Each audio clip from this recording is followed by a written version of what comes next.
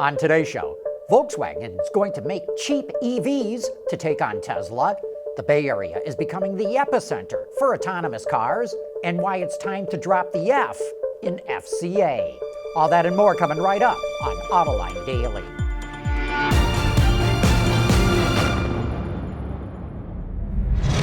This is Autoline Daily, the voice of the automotive industry.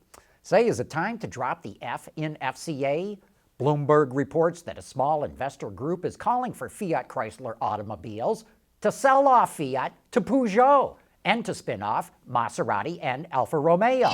It wants FCA to concentrate on North America, where, in the third quarter, the company made 97% of its profits. Here's our Autoline insight. While FCA does not break out earnings for Fiat, we're quite sure it doesn't make any money, and it will require a lot of investment going forward, so why invest billions in a brand that's never going to provide a return on that capital? And yet, we're realists too. This is not going to happen as long as the Agnelli family controls 50% of FCA's shareholder voting rights. Italy would never forgive the Agnellis if they sold off Fiat. Volkswagen is planning on introducing a cheap EV to take on Tesla. According to Reuters, it'll cost less than 20,000 euros, or about $23,000. Volkswagen plans to make 200,000 of them a year. We're guessing it will have a small battery to cut costs, so look for a range around 80 miles. Another EV, the ID Aero, a midsize sedan, will have a production volume of 100,000 units. Even though VW will sell these cars at an affordable price, we doubt it's going to make a profit on them. It's regulations that are forcing automakers to make electrics, not the allure of making a fortune. Still to come, BMW shares details about the new M8. Autoline Daily is brought to you by Bridgestone Tires, your journey, our passion. Dow Automotive Systems, advanced materials that deliver better results. Lear, a global leader in automotive seating and electrical systems, and by ExxonMobil. The other day we were talking about the BMW 8 Series convertible. Today we got more info on the performance M8 version. While the facts are still vague, the M division was able to cut weight, increase rigidity, and bolt in a unique suspension system. Power comes from a twin-turbo V8 that produces north of 600 horsepower. It's mated to an all-wheel drive system with rear-wheel bias, but there will also be a two-wheel drive mode. And here's something that caught our eye. There's no direct mention of the M8 being electrified, but the press release talks about, and we quote here, electric power consumption figures, which leads us to believe there's going to be a plug-in version. Remember, many European cities are talking about banning cars running on internal combustion engines, but plug-ins can run on electric power in city centers, so it would make sense to make it a plug-in. The M8 launches in 2019, so it won't be long before we know more. Daimler and Bosch just announced plans to test an autonomous ride-hailing service in San Jose, California. It will launch in the second half of 2019 for a number of select users. They'll use Mercedes S-Classes equipped with Level 4 and 5 autonomous technology. You know, the Bay Area is quickly becoming the center of the universe for autonomy. Waymo, Lyft, and GM, to name a few, are all performing tests there, as well as dozens of other startups and suppliers. Hey, coming up next, finally, it's time for You Said It. Lighter, safer, stronger, quieter, and more sustainable. Tell us where you need to go, and we'll help you get there. Dow Automotive Systems. We don't succeed unless you do. Okay, it's time for the show where I get to answer some of your questions.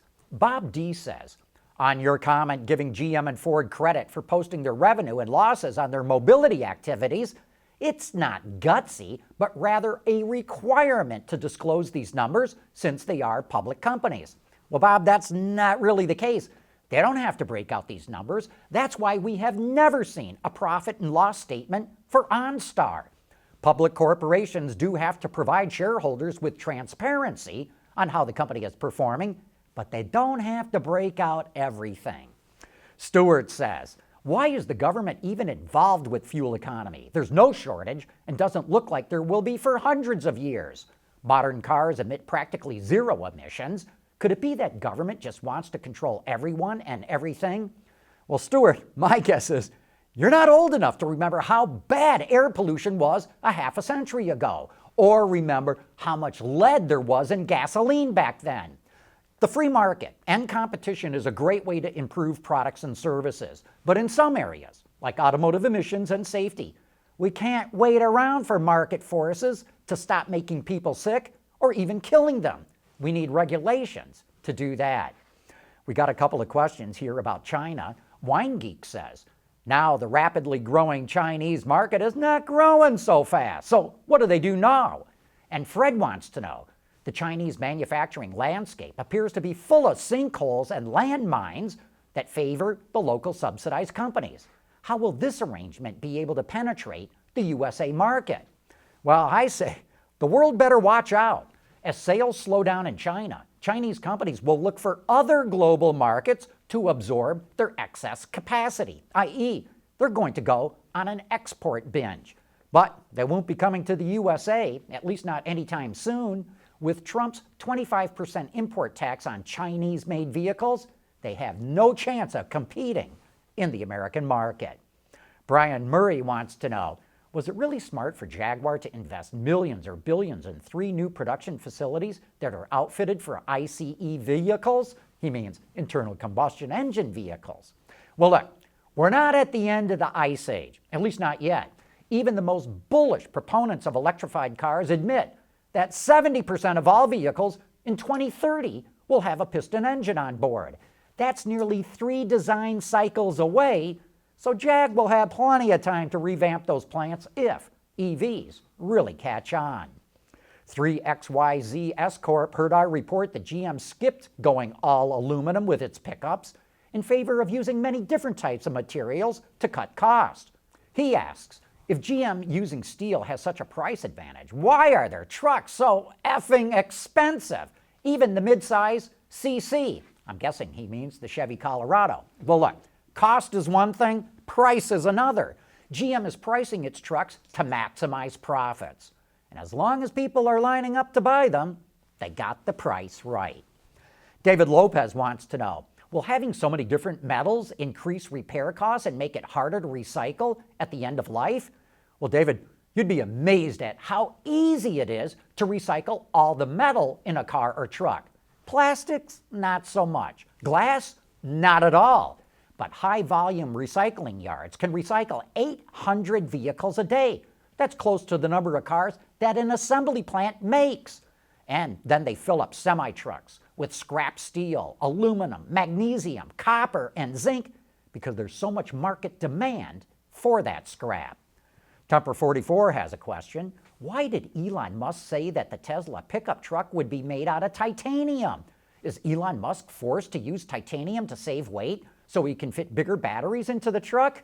Temper, the dude was smoking a doob. He's not going to make a truck out of titanium. Look, a ton of advanced high-strength steel costs about $1,000 a ton. Titanium costs around $60,000 a ton. You do the math. It ain't gonna happen. And finally, John Viagiani says, just getting into referring to the Autoline Network channel for current car industry news, I like the variety of items that receive a brief focus and that I can look further into topics of personal interest afterwards. Well, John, thank you for that feedback. You just made our day. And with that, we're going to call it a day. Thanks for watching, and don't forget, we'll be right back here on Monday.